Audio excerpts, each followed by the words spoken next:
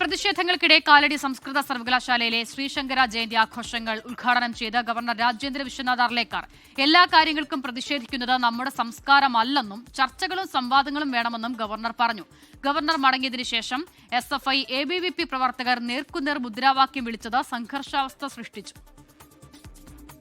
Governor പങ്കെടുക്കുന്ന ചടങ്ങിൽ അനാവശ്യ ആംഗ്യങ്ങൾ പോലും പാടില്ലെന്നും പ്രസംഗം കഴിയുമ്പോൾ കൈയടിക്കണമെന്നും കാലടി സർവകലാശാല circular ഇറക്കിയിരുന്നു.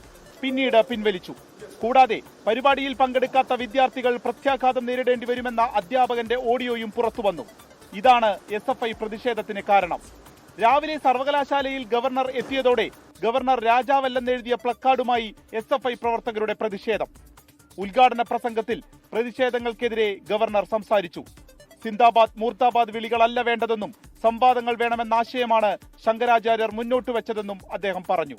Protesting for everything, saying Jindabad, Murdabad for everything is not our culture. Our culture is, if you have to say something, let us come here and sit together, discuss ourselves. That is called Shastrarth, or in today's language it is called as a dialogue or a samvad.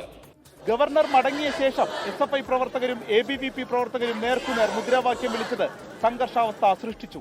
സർവകലാശാല തികച്ചും വിദ്യാർത്ഥി വിരുദ്ധമായ നിലപാട് സ്വീകരിച്ചുകൊണ്ട് ഗവർണറെ പേടിച്ചുകൊണ്ട് ഗവർണർക്ക് ഒത്താശ ചെയ്തുകൊണ്ടാണ് ഗവർണർ ഇവിടുത്തെ വിദ്യാർത്ഥികളുടെ ബാനറുകൾ സർവകലാശാല ഊരിമാറ്റുന്ന ഒരു സാഹചര്യം ഉള്ളത്. SFIയുടെ വീണ്ടും പ്രതിഷേധം കണ്ടു. ഗവർണർ രാജാവല്ല, സർവകലാശാല രാജകൊട്ടാരവുമല്ല എന്ന് വീണ്ടും പറഞ്ഞുകൊണ്ടാണ് ഉപരോധിച്ചിരിക്കുന്നത്. സർവകലാശാലയ്ക്ക് അങ്ങനെ ഒരു സർക്കുലർ ഇറക്കണം എന്ന് തോന്നി അവരിറക്കി. അതിൽ ഗവർണർ എന്താ പഠിച്ചത്?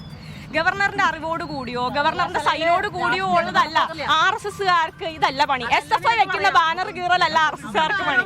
കനത്ത പോലീസ് സുരക്ഷയാണ് സർവകലാശാലയിൽ ഒരുക്കിയിരുന്നത്. 24 കൊച്ചി.